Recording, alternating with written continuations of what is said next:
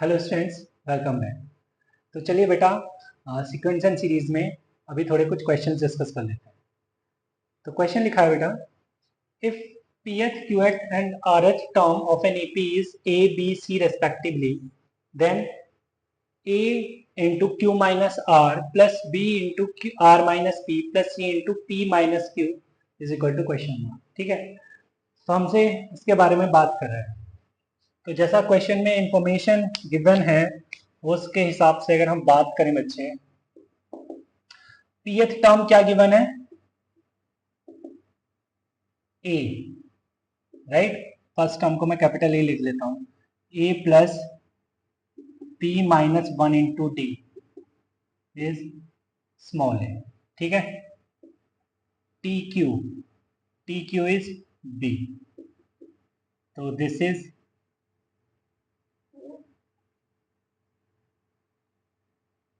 a plus q minus 1 into d is b। T R is c, मतलब a plus r minus 1 into d is c। ठीक है, तो अगर मैं यहाँ पर q माइनस आर निकालने की सोचूं, ठीक है, तो q माइनस आर कैसे आएगा बेटा? अगर मैं सेकंड इक्वेशन से अगर थर्ड माइनस करता हूं तो बेटा q माइनस आर दिख जाएगा। तो मैं करता हूं नाउ 2 माइनस 3।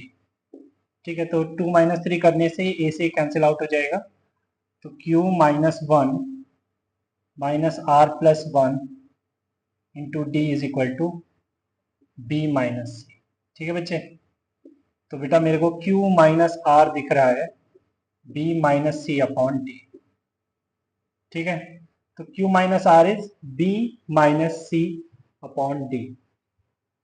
तो देखा जाए तो मैं देखो, अगर मैं इसी को देखते हुए और पर भी बात करना चाहूं तो देखो कैसे करूंगा।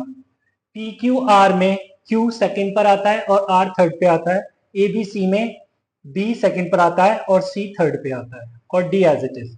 तो मैं बेटा लिख सकता हूं similarly r minus p is c minus a upon d। ठीक है, and p minus q that is a minus b upon d। ठीक है, वरना तो आपको ये इक्वेशन सब्ट्रैक्ट करके दिखानी होंगी, वैसे भी आ जाए।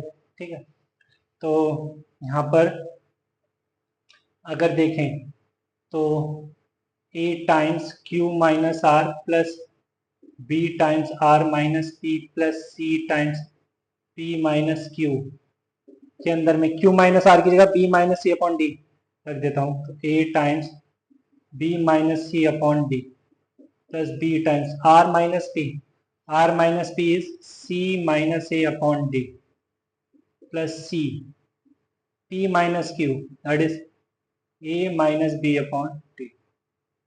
ठीक है, तो यहां से बेटा 1/d तो कॉमन आ जाएगा, अंदर रह जाएगा A B minus A C plus B C minus A B plus A C minus B C. ठीक है, तो यहाँ पे plus B C minus A C plus A C minus A B plus A B cancel out हो गया बेटा, तो 1/d into zero मतलब 0, राइट।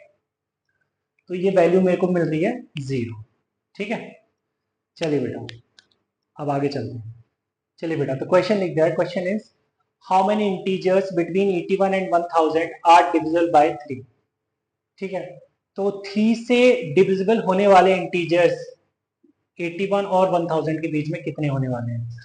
तो देखो बेटा, यहाँ पर 81 और 1000 को हम एक्सक्लूड कर रहे हैं, है ना, वरना तो अगर 81 को इंक्लूड करते तो 3 से डिविजिबल में ही काउंट हो जाता है 81, राइट। बट हम इसको एक्सक्लूड करेंगे, हम इनके बीच में देखना चाहते हैं। तो यहाँ पर सर एपी का क्या रोल है? अरे एपी का रोल है यार, बिल्कुल रोल है। ठीक है, अभी देखेंगे। पहले हम, अगर मैं तुमसे पूछूं फर्स्ट इंटीजर क्या होगा 81 और 1000 के बीच में जो 3 से डिविजिबल होता है, तो आप कहेंगे सर 84 होता है ना, 81 हो रहा है, फिर नेक्स्ट अगर देखते हैं तो 84 होगा। तो 84, उसके बाद में 87, है ना, एंड सो ऑन। और लास्ट इंटीजर क्या दिख रहा है मुझे, 999, राइट। तो ये मुझे एक एपी दिख रही है, AP with common difference 3 and first term 84, right बच्चे। तो बेटा एक फॉर्मूला लिख लिया था हमने नंबर ऑफ टर्म्स के लिए, है ना। नंबर ऑफ टर्म्स के लिए एक फॉर्मूला लिखा था लास्ट क्लास में, and that is L minus a upon D plus 1। यहाँ पर L जो है वो Tn था, मतलब nth टर्म। तो यहाँ पर L Tn कहूं मैं या L कहूं या Tn कहूं, एक ही बात है, ठीक है। तो जरूरत पड़ने की बात है, जैसी जरूरत वैसा काम। तो मैं लिखता हूं from n is equal to L minus a upon D plus 1 से n कितना दिखेगा बेटा, 999 माइनस 84 बाय 3 प्लस 1, ठीक है।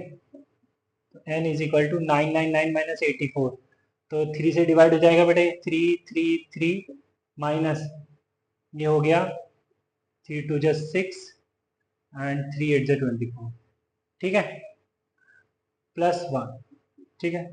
तो ये हो गया बेटा 333 माइनस 28, तो हो गया 306। This the final answer, okay. अरे भाई 333, 333 माइनस 28, 305, 305 प्लस 1 306, ओके।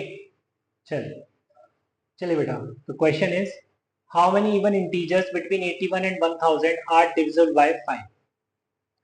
ठीक है, तो मुझे यहाँ पर 81 और 1000 के बीच में इवन इंटीजर देखने हैं, इवन इंटीजर जो 5 से डिविजिबल हो।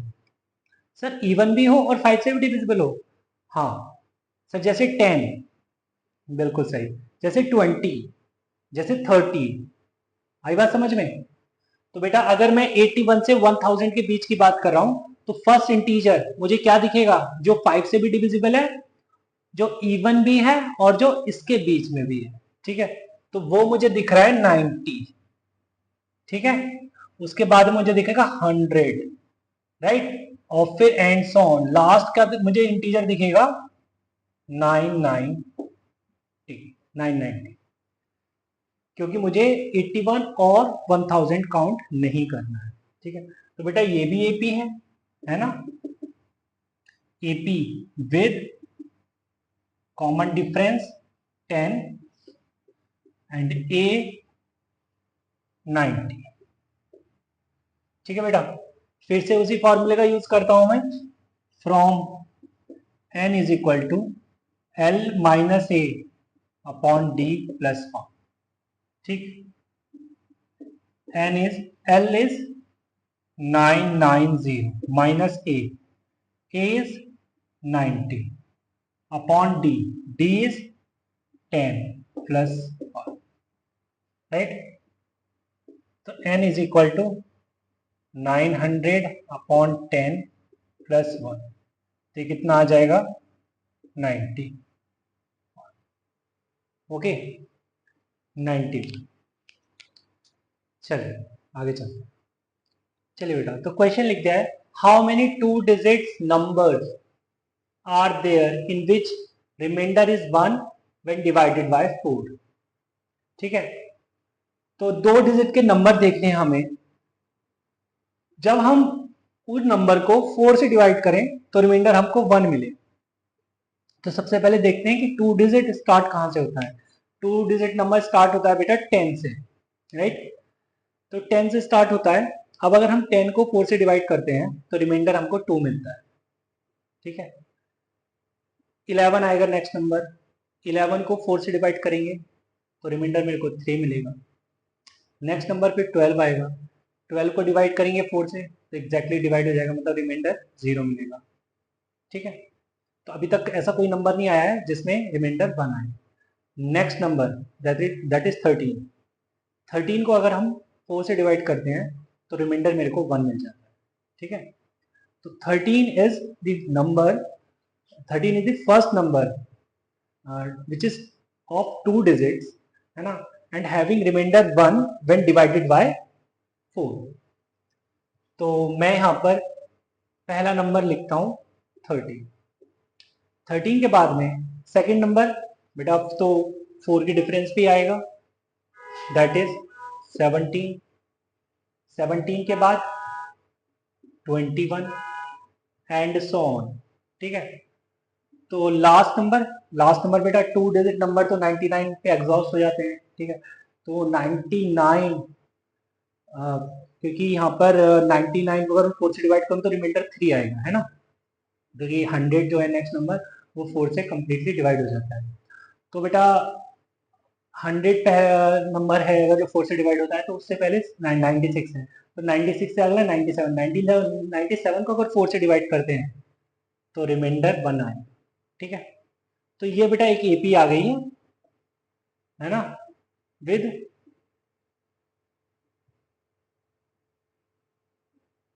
d is equal to 4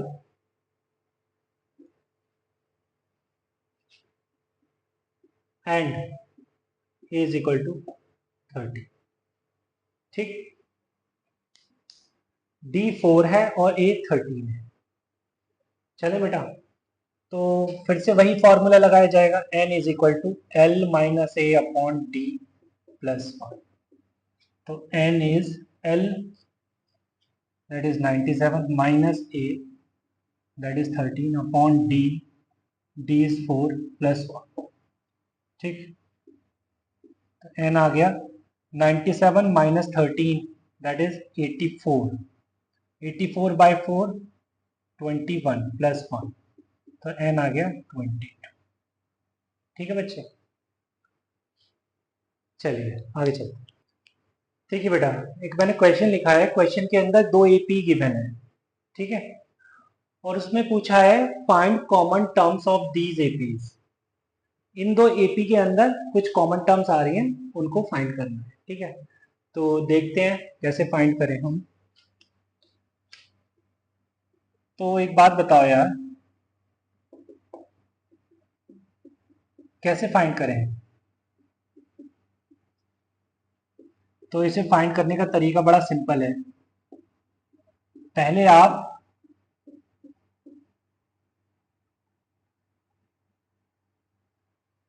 first common term देख लीजिए। ठीक है, जैसे यहां पर इसका कॉमन डिफरेंस d1 बोलता हूं मैं, कॉमन डिफरेंस आ रहा है बेटा 4। इसका कॉमन डिफरेंस d2 वो है 5। तो मैं एक ऐसी एपी बना लूंगा अब जिसका कॉमन डिफरेंस इन दोनों कॉमन डिफरेंस का एलसीएम हो, राइट, और फर्स्ट टर्म जो हो वो दोनों में जो कॉमन टर्म हो, जो पहली कॉमन टर्म हो वो फर्स्ट टर्म हो। ठीक है, तो मैं एक कॉमन एपी बनाने जा रहा हूं, एपी। ठीक है, जो कि कॉमन होगी बेटा, कैप करके बोल देते कॉमन एपी। फर्स्ट टर्म मुझे दिख रही है दोनों में जो कॉमन है वो है 21। ठीक, नेक्स्ट टर्म जो आएगी, नेक्स्ट टर्म कॉमन जो आएगी बेटा, वो इन दोनों का एलसीएम, इन दोनों के कॉमन डिफरेंस का जो एलसीएम होगा उसको ऐड करने पर ही आएगी। इतना तो समझ में आता है ना भाई। AP1 और AP2 में एक टर्म आ रही होगी 41, राइट, वो नेक्स्ट कॉमन टर्म होगी दोनों में।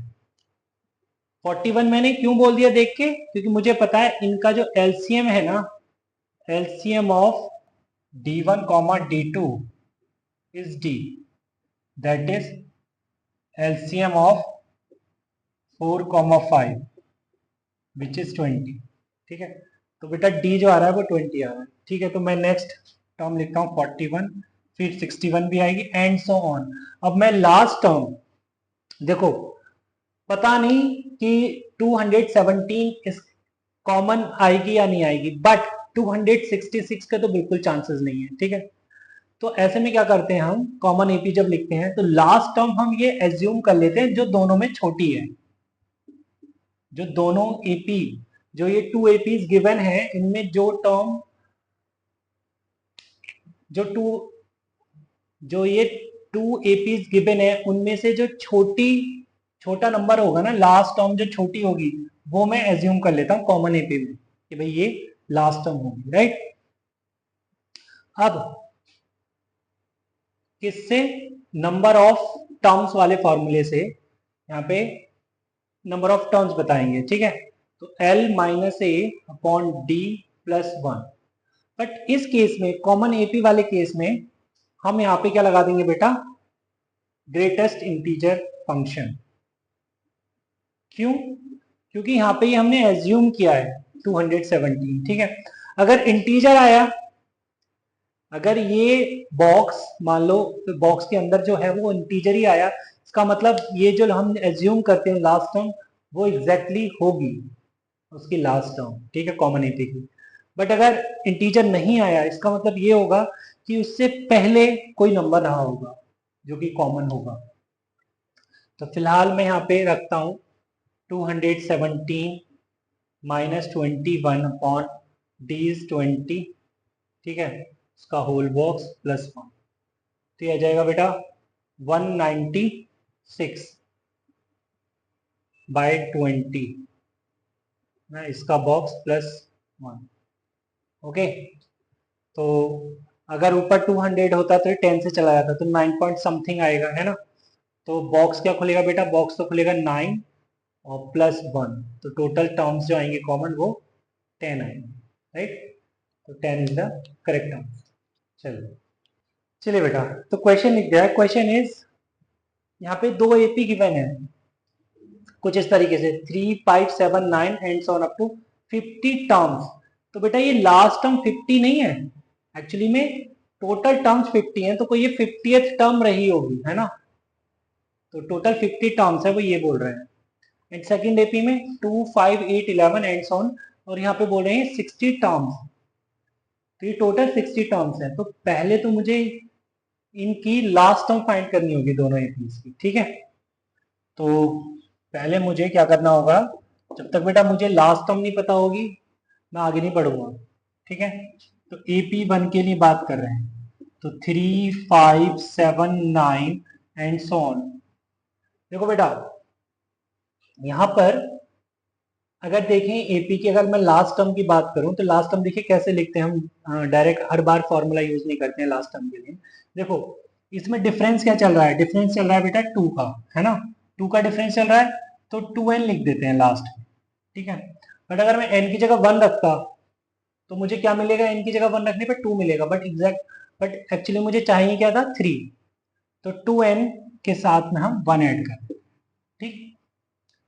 बट मुझे क्या बोला है उसने, ये तो nth टर्म हो गई, और यहाँ पे अगर 50th टर्म की बात करें तो n की जगह मैं 50 रखता हूँ, तो 50 रखूंगा तो 2 इंटू 50 100, 100 प्लस 1 101, तो ये आ जाएगा 101, राइट।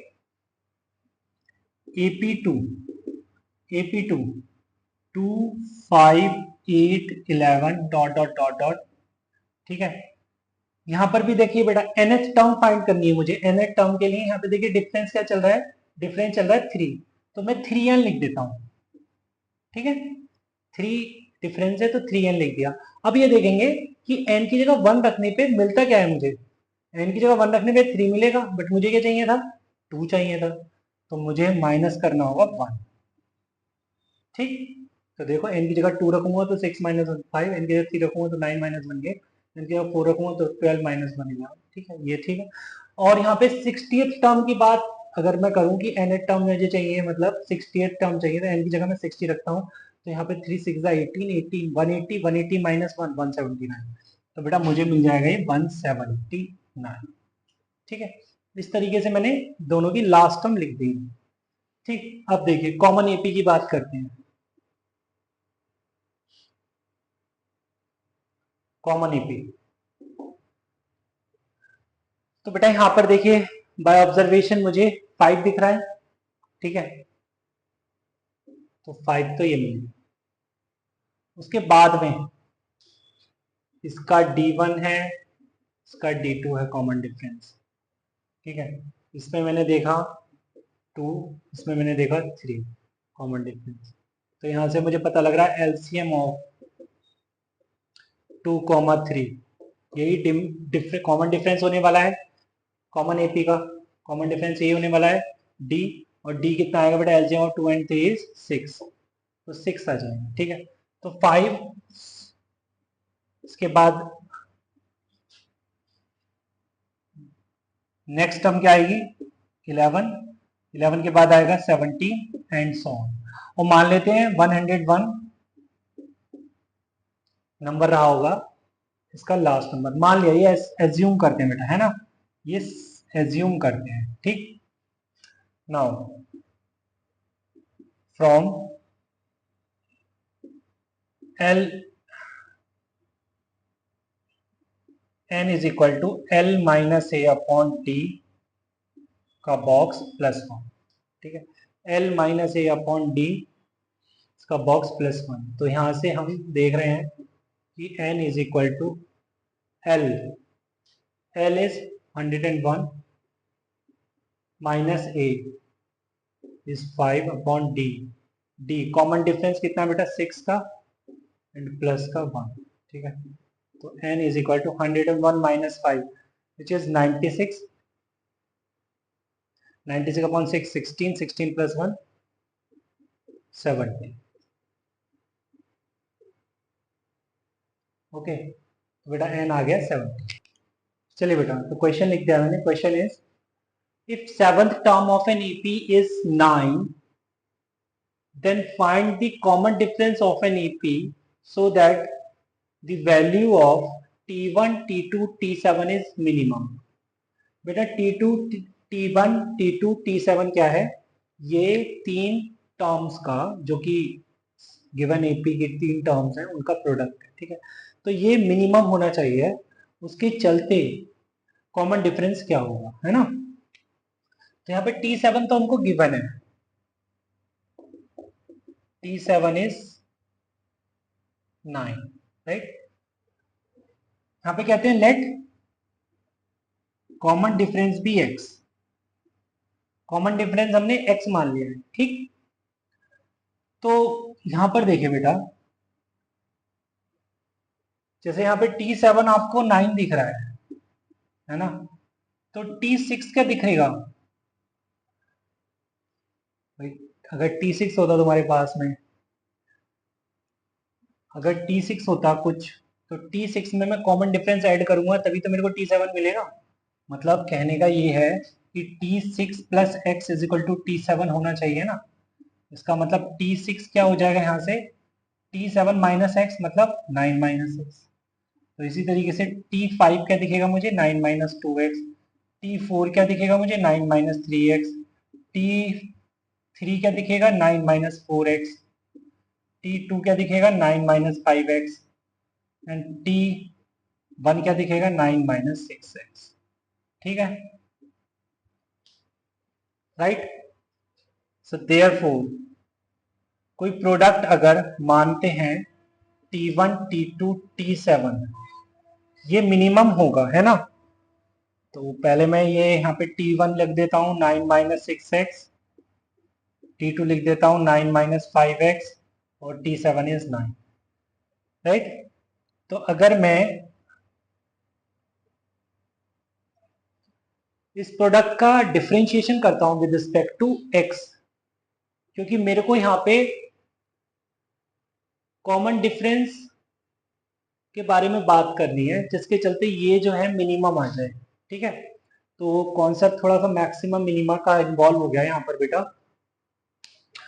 तो अगर मैं इसको डिफरेंशिएट करता हूँ with respect to x, with respect to common difference basically, ठीक है, यहाँ पे x का मतलब है कॉमन डिफरेंस, तो with respect to common difference अगर मैं इसे डिफरेंशिएट करता हूँ, राइट, तो ये हो जाएगा, मेरे को मिलेगा 9 minus 6x as it is, और 9 माइनस 5x का differentiation is -5, plus 9 minus 5x अब एज इट इज, और 9 माइनस 6x का डिफरेंशिएशन इज -6।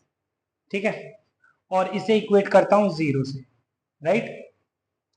तो ये आ जाएगा 9 5 जा 45 माइनस 45 प्लस 6 5 जा 30x माइनस 9 6 जा 54, तो माइनस का प्लस 6 5 जा 30x इज इक्वल टू 0। तो यह जाएगा बेटा 60x इज इक्वल टू 99। तो यहाँ से x मेरे को दिख रहा है 33/20। x मेरे को दिख रहा है 33/20, राइट। तो 33/20 x मतलब कॉमन डिफरेंस ये आ गया है ना। तो कॉमन डिफरेंस के बारे में ही पूछ रहा था वो, कॉमन डिफरेंस क्या होगा जिसके चलते ये मिनिमम आ जाएगा, ठीक है। तो बेटा ये कॉन्सेप्ट थोड़ा सा मैक्सिमम मिनिमा का है। जिस भी फंक्शन को लेकर हमको मैक्सिमम या मिनिमम वैल्यू निकालनी होती है ना, तो हम क्या करते हैं, जैसे हमने क्वाड्रेटिक तुम्हें याद होगा थोड़ा बहुत, है ना। जैसे क्वाड्रेटिक अर्थ था y is equal to ax² plus bx plus c. इस पर बात अगर मैं इसका a बोलता हूँ, a इज ग्रेटर देन 0, ठीक है। तो अगर मैं dy/dx करता हूँ, इसका डिफ्रेंशिएट करता था, तो मेरे को मिलता था 2ax प्लस b, है ना। फिर इससे मैं इक्वल टू 0 रखता था, उससे मुझे x मिल जाता था माइनस b/2a, राइट।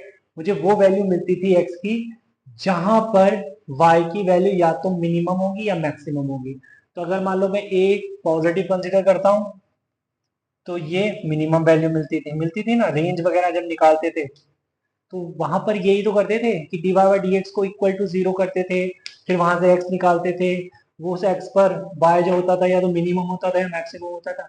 वही चीज बेटा मैंने यहाँ पर भी की है, ठीक है। प्रोडक्ट जो था वो क्वाड्रेटिक बन रहा था, क्वाड्रेटिक है ना, उसको डिफरेंशिएट किया मैंने, डिफरेंशिएट किया with respect to x, but यहाँ पे x का मतलब यहाँ पे कॉमन डिफरेंस है, तो ठीक है।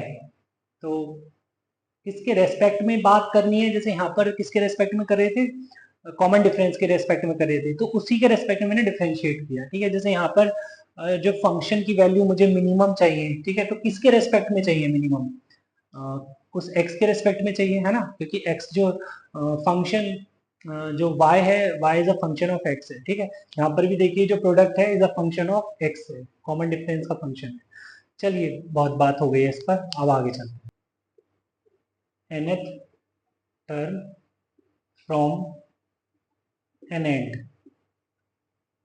एंड से nth टर्म देखते हैं, तो वो जैसे मैं यहाँ पर एक अगर सीक्वेंस लिखता हूँ a plus d, a plus 2d and so on up to a plus n minus 1 into d, ठीक है बेटा। कोई ये लास्ट टर्म रही होगी, है ना, कोई ये लास्ट टर्म रही होगी, इसको मैं अगर l भी बोल दूं तो कोई दिक्कत नहीं है फिलहाल, है ना। इससे पहले क्या होगा बेटा, इससे पहले a plus n minus 2d रही होगी, है ना। तो इसको अगर मैं यहाँ पर ये a plus n minus 2d और a plus n minus 1d में क्या डिफरेंस है, डिफरेंस d का है, d डिफरेंस जो है वो d का है दोनों में, मतलब ये लास्ट टर्म जो है वो इससे d यूनिट ज्यादा है, ऐसा कह सकते हैं। तो इससे मैं कह सकता हूं l minus D, L minus D कह सकते हैं। इसका मतलब जो थर्ड लास्ट रही होगी वो एल माइनस 2d रही होगी, राइट, एंड सो ऑन। तो मतलब मैं इसी सीक्वेंस को अब ऐसे लिख के दिखा देता हूँ, a plus d, a plus 2d and so on up to L minus 2d, l minus d और एल, राइट, ओके फाइन। तो यहां पर अगर बात कर रहा है वो nth term from an end, तो इसका मतलब ये हमारे लिए फर्स्ट टर्म हो गई। भाई अगर मैं एंड से देखने जा रहा हूं तो मैं यहां खड़ा हो गया, उधर खड़ा ना होके मैं इधर खड़ा हो गया और मैंने कहा यार ये फर्स्ट टर्म है, ये मेरे लिए ए का काम कर रही है, ये सेकंड टर्म है, ये थर्ड टर्म है, एंड सो ऑन। तो यहाँ पे जो डी हो जाएगा, अगर फर्स्ट टर्म ये है, उधर से इधर से चल रहा हूं, तो डी जो हो जाएगा वो माइनस डी हो जाएगा, नहीं हो जाएगा, common difference minus d, common difference minus d हो जाएगा। तो किस कौन से फॉर्मूले से, from L is equal to a plus n minus one into d. ये एल जो है लास्ट टर्म को रिप्रेजेंट कर रहा है, लास्ट टर्म, या एल वाले फॉर्मूले में from T n is equal to a plus n minus one into d. N term from an end बात हो रही है ना, तो ए जो बन जाएगा बेटा वो बन जाएगा L plus n minus one, तो एज इट इज रहा, और डी क्या बन जाएगा, माइनस डी, राइट। तो ये माइनस अगर बाहर मल्टीप्लाई कर दें हम इस प्लस के साथ, तो ये दिखेगा मुझे L minus n minus one into d, this is T n. और ये T n from an end है, तो हमने इसे चलो डैश से दिखा दिया, ठीक है, डैश से दिखा दिया, राइट। चलिए बेटा, तो इतनी बात अगर तुम्हें समझ आ गई है तो इसमें कुछ करना नहीं है खास, बस सेम फॉर्मूले में, उसी फॉर्मूले में फर्स्ट टर्म की जगह मैंने लास्ट टर्म रख दी और डी की जगह मैंने माइनस डी रख दिया, बस कुछ नहीं करना। चलिए चलिए बेटा, तो क्वेश्चन लिख दिया है, find the 19th term from an end, find the 19th term from an end for the progression 3, 6, 9 and so on up to 72। तो यहां पर एंड से बात हो रही है, तो मतलब बेटा ये जो है लास्ट है ना, एल दिख रहा है मेरे को, तो यहाँ पे डी क्या है, इसमें अगर मैं ऐसे चलता हूँ तो कॉमन डिफरेंस मेरे को क्या दिख रहा है, 3 दिख रहा है, ठीक है। तो जब मैं ऐसे चलूंगा तो कॉमन डिफरेंस क्या बन जाएगा, -3 बन जाएगा, राइट। तो सेम फॉर्मूले में 19th टर्म मुझे बतानी है बेटा, तो 19th टर्म बतानी है, तो मैं यहाँ पे T19 और डैश लिख देता हूँ, ठीक है।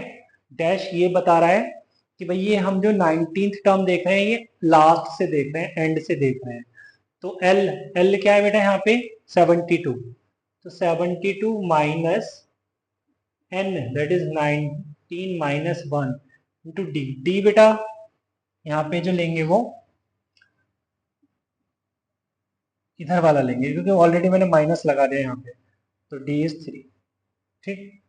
तो ये आ गया क्या, 72 माइनस 18 3 ज़ा 54, तो ये आ गया 18, राइट। चलिए चलिए बेटा, तो क्वेश्चन लिख दिया है, find 12th term from the end for 125, 122, 119 and so on up to 50th term. पहले तो ये देख लो भैया, सीक्वेंस जो लिखा है वो कुछ इस तरीके से लिखा है जिसमें लास्ट टर्म डिफाइंड है नहीं, तो लास्ट टर्म लिखी हुई नहीं है, ठीक है, आपको खुद से लिखनी है लास्ट टर्म। तो T50, तो मैं T50 की अगर बात करूं यहाँ पर, तो वो कैसा आ जाएगा, A 125 plus 50 minus 1 into d. D कितना दिख रहा है बेटा मेरे को, यहाँ पे डी जो है वो माइनस का 3 दिख रहा है, ठीक है, तो -3, ठीक। तो 125, ये आ गया माइनस, ये आ गया 49 इंटू 3, ठीक है। तो 49 3 सा 147, तो 125 माइनस 147, तो ये आ गया बेटा 22 माइनस, राइट। तो T50 तो बेटा ये आ गया, तो दिस इज L हमारे लिए, तो ये L हो गया। तो from what, T n dash L minus n minus 1 into T, ठीक। तो 12th टर्म चाहिए ना हमें फ्रॉम एन एंड, तो L की जगह रख दिया -22 माइनस 12 माइनस 1 इंटू टी की जगह रख दिया -3, ठीक। तो -22 प्लस का 3 इंटू 11, तो ये 33 माइनस 22 मतलब 11, सो बेटा T12 आ गया, T12 डैश आ गया 11, 12th term from an end is 11। चलिए चलिए बेटा, तो इस क्लास में यहीं तक रखते हैं, मिलते हैं नेक्स्ट क्लास में, तब तक में bye bye and take care.